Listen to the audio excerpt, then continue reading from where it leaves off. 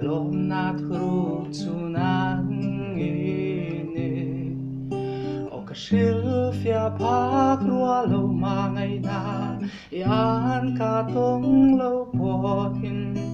Ilim tlazong ten min nuitir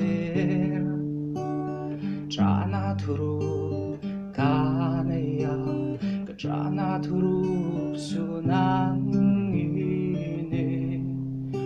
O katin nung lairil tratil tu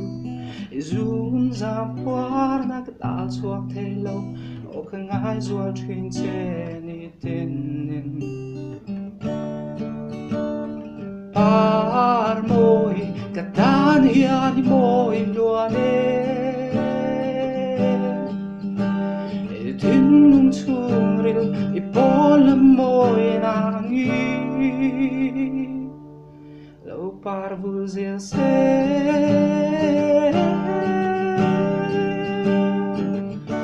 Nang kum zo ture ngan nomlom Lim na turu inay chuan Lim na turu min shil lo mala Ôi tin mel môi khi Katan suan lubere Ilim na kalim na Trana turu inay chuan Kanelam panin lo tlan la O katay na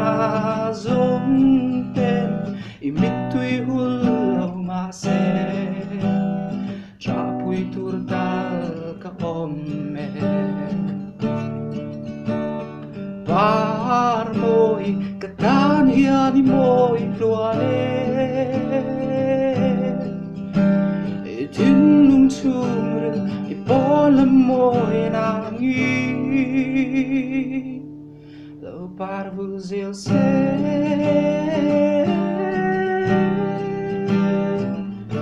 Nan kum zo tu